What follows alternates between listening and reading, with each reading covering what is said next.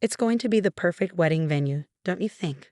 My sister Amanda's voice echoed through the marble foyer of my newly built villa. I stood frozen, keys still in my hand, staring at her and the wedding planner, who were discussing flower arrangements in my home, the day before my housewarming party. My name is Olivia Barrett, and at 35, I had finally built my dream home, a luxury villa overlooking the city's most exclusive neighborhood.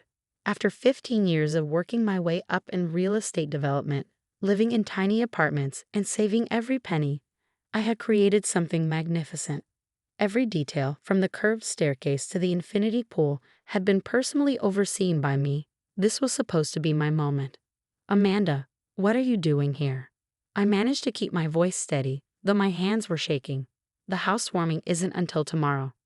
She turned to me with that familiar condescending smile, the one she perfected since childhood. Olive, didn't Mom and Dad tell you? They're giving me the villa as my wedding gift. It's perfect for starting a family, don't you think?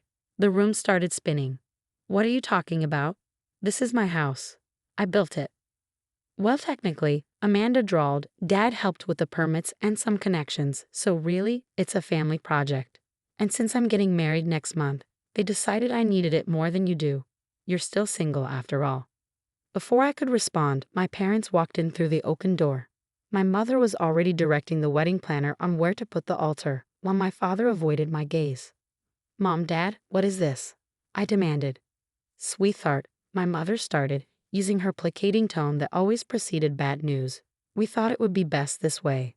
Amanda and James need somewhere to start their life together, and you're always so busy with work. You barely need more than your apartment. I couldn't believe what I was hearing. I blew out this house. Every penny came from my savings. I designed it. I worked with the contractors. Now Olivia, my father finally spoke, his voice firm, don't be selfish. Your sister is getting married. This is about family. Family. The word hit me like a slap. For years, I'd watched as Amanda got everything she wanted. The best schools, the fanciest cars, the most expensive weddings. Yes, this was her second. Meanwhile, I worked hard, stayed focused, and built my career from nothing. And now they expected me to hand over my dream home just because she wanted it. Get out, I said quietly. Don't be dramatic, Amanda sighed.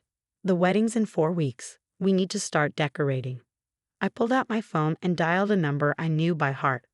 Hello, Marcus? Yes, it's Olivia Barrett. I need you to send over all the construction receipts, contracts, and payment records for the villa project. Everything. Yes, right now. My father's face darkened. Olivia, what are you doing? Protecting what's mine, I replied, my voice ice cold. You see, unlike Amanda's first wedding venue that you paid for, or her failed business that you funded, or her luxury car that you bought, I paid for every brick, every tile, every fixture in this house. And I have proof. Amanda's smug smile faltered slightly. Daddy, tell her to stop being difficult.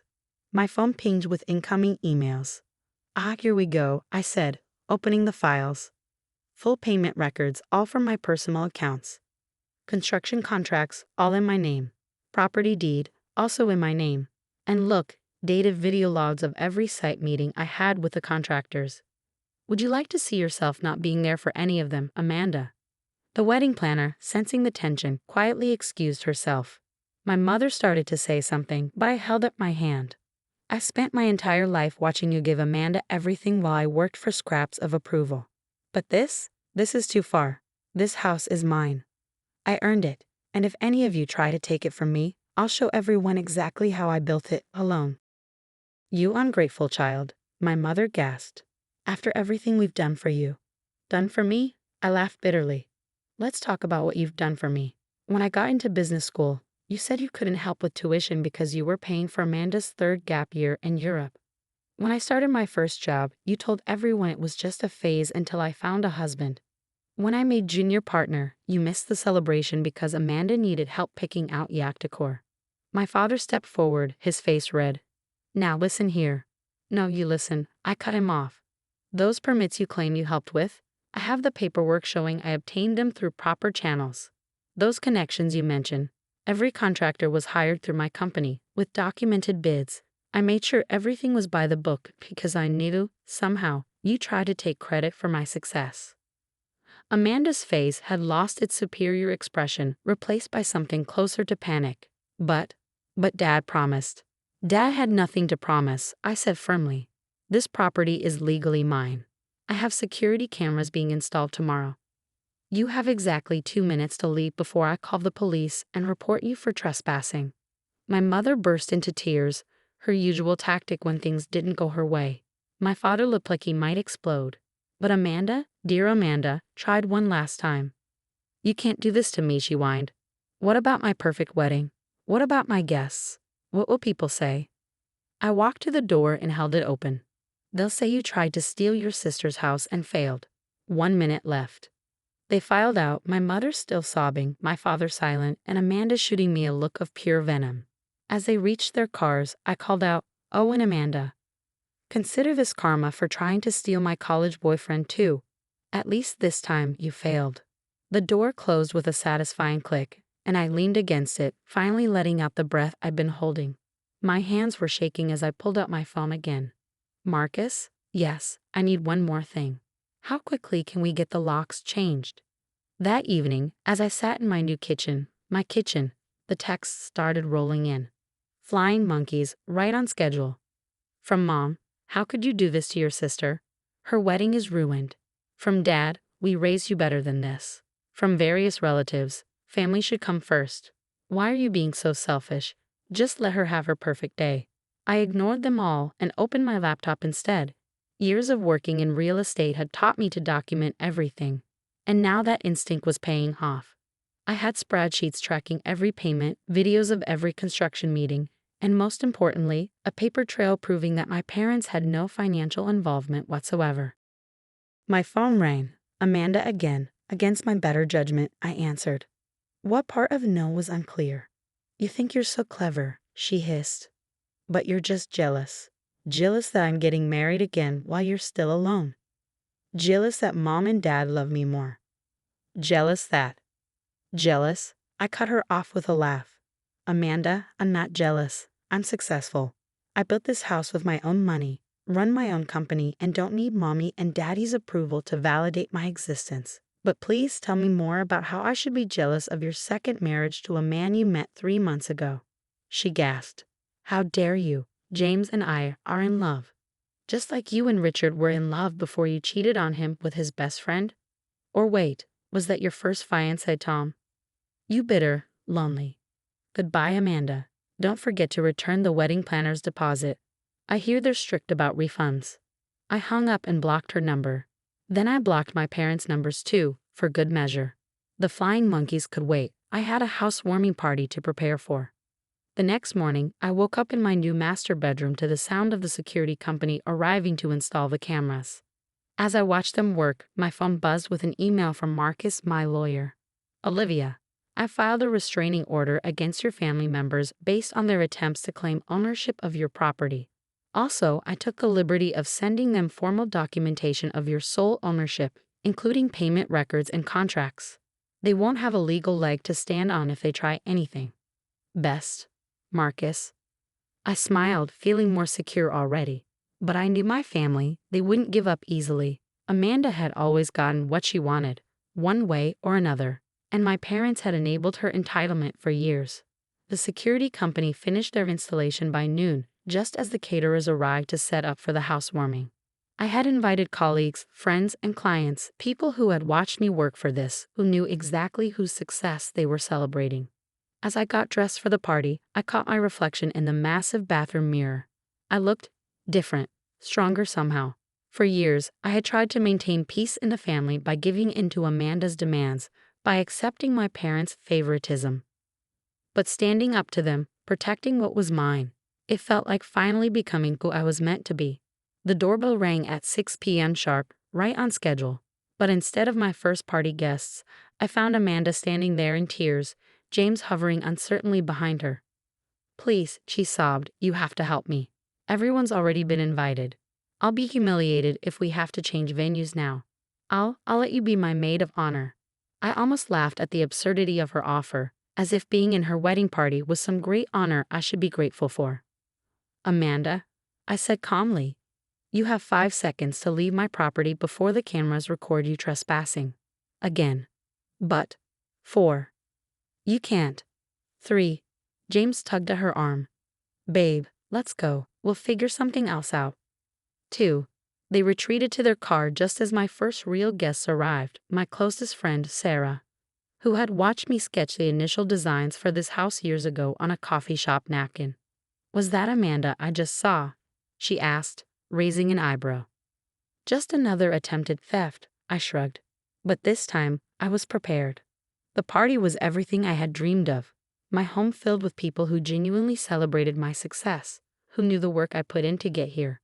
As I gave tours of the house, I shared stories about the construction process, the design choices, the countless hours spent making every detail perfect. Around midnight, as the last guests were leaving, Sarah pulled me aside. Your mom called me earlier, she said. Tried to guilt me into talking sense into you. Said you were breaking up the family. I took a sip of champagne. And what did you tell her? I told her that she and Amanda broke up the family years ago by treating you like an ATM with legs. Then I blocked her number. I hugged her tightly. This is my family now, I said. The people who actually care about me. That night, after everyone had gone home, I walked through my villa alone. My heels clicked on the marble floors I had selected. My hands traced the custom woodwork I had commissioned. My eyes took in the city lights through the windows I had positioned just so. My phone buzzed one last time, an email from my father. Your mother is devastated. Amanda's wedding is in shambles. If you ever want to be part of this family again, he'll apologize and make this right. I hit reply. I am part of a family, one that respects me, celebrates my success, and doesn't try to steal what I've earned. If you ever want to be part of that family, you'll need to apologize and make this right. But I won't hold my breath. Olivia. I turned off my phone, poured myself one last glass of champagne, and walked out onto my terrace. The city sparkled below, and for the first time in years, I felt truly at home. This was my house, my success, my life, and no one could take that from me again. But something told me this wasn't over. Amanda had never taken no for an answer, and my parents had never stopped enabling her. The question was, what would they try next? 3 days after my housewarming party, I received an unexpected visit at my office. Sarah, my assistant, buzzed through on the intercom. Olivia, your sister's fiancé James is here. He says it's urgent. I considered turning him away, but curiosity got the better of me. Send him in. James entered, looking uncomfortable in his expensive suit, probably another gift from my parents. He clutched a folder like a shield in front of him. Olivia, I know I'm the last person you want to see, but there's something you need to know, he said, placing the folder on my desk. Amanda's been lying to everyone, including me. I opened the folder and felt my blood run cold. Inside were bank statements, loan applications, and credit card bills, all showing massive debt. Amanda had apparently been living far beyond her means, using my parents' names and credit to fund her lifestyle. She told me your parents were wealthy real estate developers, James continued, his voice tight. Said this house was just one of many properties they owned. I had no idea it was yours, built with your own money, when I confronted her about it. Let me guess, I interrupted. She threw a tantrum and blamed everyone else. He nodded. She's been pressuring me to sign a prenup that would give her full rights to any property we live in. Now I understand why. I leaned back in my chair, the pieces clicking into place. She wanted to marry you quickly, move into my house, and then make sure you couldn't claim it in a divorce, just like she did with her first husband's beach house. There's more, James said, pulling out his phone. She's been telling people she's the one who designed the villa, that she hired the contractors. She's even taking potential clients on tours, claiming she's starting a luxury real estate business. He showed me social media posts, dozens of them. Amanda posing in my house and my office, claiming my work as her own. The latest post made my stomach turn. So excited to announce my new venture in luxury property development. First project, my dream villa, designed and built by me. I'm sorry, James said quietly. I've called off the engagement, but you should know, she and your parents are planning something. I overheard them talking about proving family investment in the property. I pulled out my own folder, the one containing every document, receipt, and contract related to the villa. Let them try. I've got 15 years of records showing exactly where every penny came from. After James left, I called Marcus immediately. Within an hour, he drafted cease and desist letters regarding Amanda's false claims about the property. "We need to move fast," he advised. "If she's showing the house to potential clients, she could be committing fraud." That evening, as I drove home, I noticed an unusual number of cars parked along my street. As I approached my gate, I saw lights on in my house. Lights I definitely hadn't left on. The security camera feed on my phone showed what I dreaded. Amanda was hosting another tour of my property, but this time she had really overstepped. Through the cameras, I could hear her pitch to the group of well-dressed visitors. "As you can see, this is the kind of luxury property my company specializes in," she was saying. "We're currently accepting investors for our next development project." I called the police. The scene that unfolded was both satisfying and sad. Amanda, dressed in what I recognized as a knockoff of my favorite business suit, being escorted out while trying to maintain her dignity. The potential investors discovering they'd been misled. My parents, who had apparently been waiting nearby, rushing in to defend her. "She's just ambitious," my mother cried to the officers. "She's trying to follow in her sister's footsteps." "By committing fraud?" I asked, walking up my own driveway. "By breaking and entering, by trying to scam innocent people." My father turned to me, his face red with anger. "This is your fault. If you had just given her the house like we asked, she wouldn't have had to resort to this." I looked at him incredulously. "Resort to this? She's been lying to everyone, racking up debt in your names, and now trying to scam people using my property. When are you going to stop enabling her?" The police officer cleared his throat. "Ma'am, would you like to press charges?" I looked at Amanda, mascara running down her face as she continued to protest her innocence. At my parents, still trying to defend her actions. At the scattered business cards on my driveway, printed with her fake company name and my home address. "Yes," I said firmly. "Yes, I would." "You wouldn't dare," Amanda shrieked. "I'm your sister." "No," I replied calmly. "You're a woman who tried to steal my home, my work, and my reputation. Being family doesn't give you the right to destroy what I've built." As the officers led her to the patrol car, my mother made one last attempt. "Please, Olivia, think about what this will do to our family name." "I am thinking about it," I said. "I'm thinking about how you've let Amanda tarnish it for years while I work to build something real. I'm thinking about how you've chosen her lies over my truth every single time. And I'm thinking it's time for that to stop." Later that night, alone in my study, I received a call from an unknown number. It was Richard, Amanda's first husband. "I saw what happened on the local news," he said. "I should have warned you. She did the same thing to me, tried to claim my beach house as her investment property after the divorce. Your parents helped her then too." "Why are you telling me this now?" I asked. "Because I wish someone had told me to stand my ground. Don't back down, Olivia. Don't let them guilt you into dropping the charges. She needs to face consequences for once in her life." As I hung up, my phone buzzed with a text from James. "Thank you for showing me the truth before it was too late." I walked through my quiet house, touching the walls I'd dreamed of for so long. Each room represented years of hard work, determination, and sacrifice. I wouldn't let anyone take that from me, not even family, especially not family. The next morning, my lawyer called with news that would change everything. The police investigation into Amanda's fraudulent business activities had uncovered something much bigger than we expected. "Your sister hasn't just been impersonating you," Detective Morris said, spreading documents across my kitchen island. "She's been running a full-scale property investment scam using your reputation and credentials." I stared at the evidence before me, fake business cards with my license numbers, doctored photos of my previous development projects, and bank statements showing hundreds of thousands in investment deposits from unsuspecting victims. "How long?" I asked, my voice barely steady. "At least 8 months. She's been collecting down payments for luxury properties she claimed were upcoming projects, all using your professional history as credibility." My parents sat on the other side of the island, their faces ashen. They'd been called in for questioning, and the detective had insisted I be present. Now I understood why. "Mr. and Mrs. Barrett," Detective Morris continued, "your signatures appear on several of these investment documents. Care to explain?" My father's hands trembled as he adjusted his glasses. We thought we were helping her start a legitimate business. She said Olivia had agreed to mentor her. By forging my credentials? I interrupted. By stealing my project portfolio. We didn't know, my mother protested weakly. She said you two had worked everything out after that little disagreement about the house. I laughed bitterly. That little disagreement was her trying to steal my home.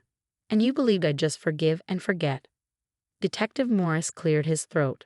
There's more.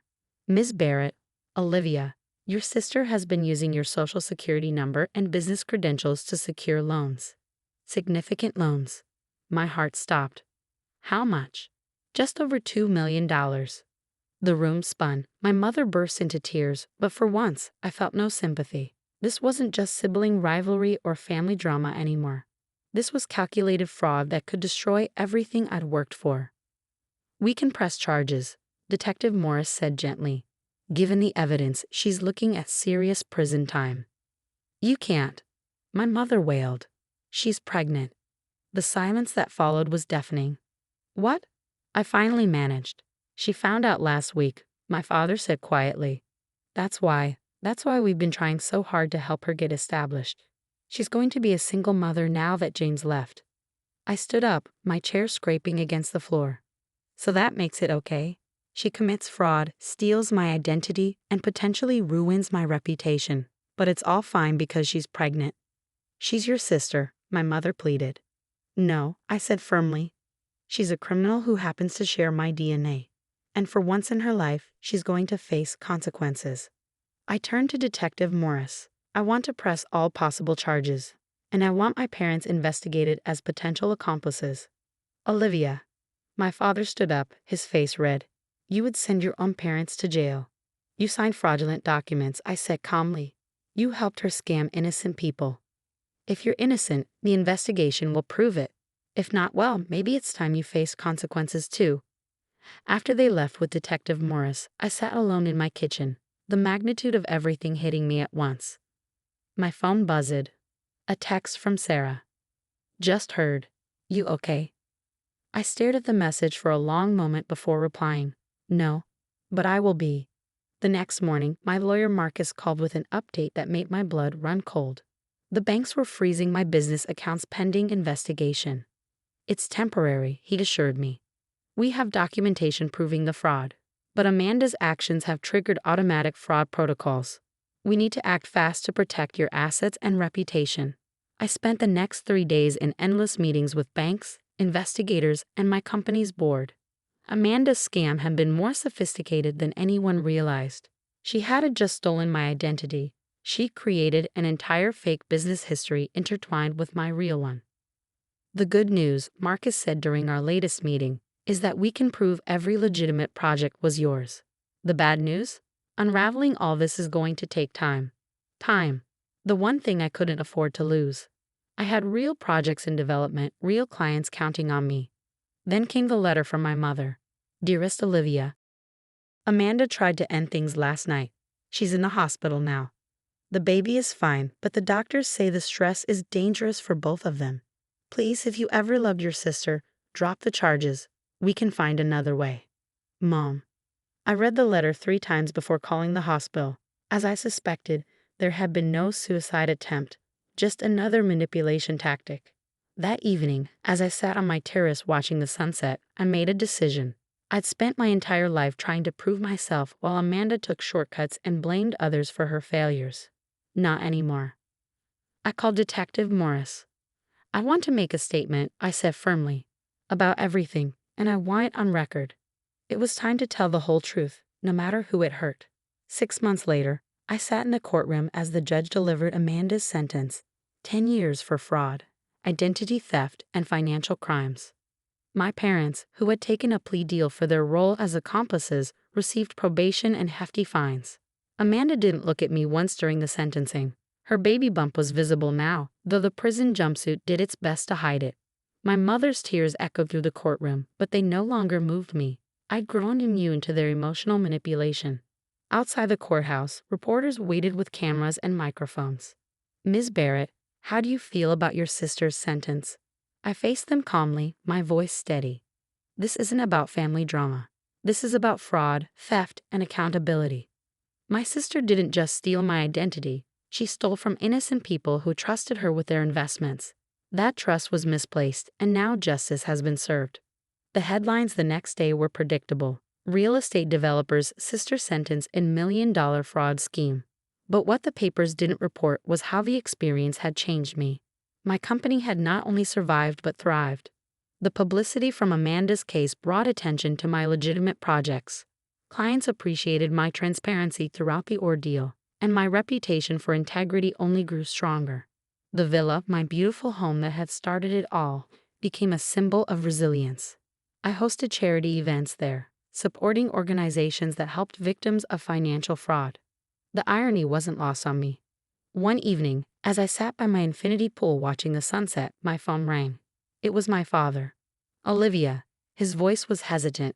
Your mother and I. We've been doing a lot of thinking. The counseling from our probation program. It's opened our eyes. I remained silent, letting him continue. We failed you. Not just with Amanda's crimes, but your whole life. We enabled her, dismissed your achievements, and never gave you the recognition you deserved. I know it's too late, but I'm sorry. I watched the sky turn pink and orange over the city. You're right, Dad. It is too late for things to go back to how they were. But maybe we can build something new, something based on truth this time. I'd like that, he said quietly. After we hung up, I walked through my home, running my fingers along the walls I fought so hard to protect. Each room held memories now, not just of the battle to keep it, but of the strength I'd found in standing up for myself. Later that evening, Sarah came over with wine and takeout, our Friday tradition now. Heard about the sentencing, she said, settling onto my terrace sofa. You okay? I smiled, really smiled. You know what? I am. For the first time in my life, I'm not carrying the weight of their expectations or guilt. I'm just me. To just you, she raised her glass. The most baddest property developer in the city. We laughed, and I felt lighter than I had in years. The next morning, I received a letter from Amanda's prison. Olivia, I'm having a girl. The doctor says she'll be here in 2 months. I don't expect forgiveness, but I want you to know I'm getting help. Real help. Maybe one day I'll understand why I did what I did. I won't ask you to be in her life. I haven't earned that, but I hope someday she grows up to be strong like her aunt. Amanda. I folded the letter and placed it in my desk drawer. Time would tell if Amanda's change was genuine. For now, I had a new luxury development project to focus on. Life had taught me an invaluable lesson. Sometimes the family you're born into tries to tear you down, but that doesn't mean you can't rise stronger. My villa stood as a testament to that truth, not just a home anymore, but a symbol of everything I'd overcome. As I walked into my office that morning, I passed the framed front page from last year. Local developer stands strong against family fraud. Below it, I had hung a small plaque with the words that have become my mantra. Your success belongs to you. Never let anyone steal your light. The view from my office stretched across the city, full of possibilities. I had projects to develop, dreams to build, and a legacy to create, one that was truly my own. And this time, no one could take it from me.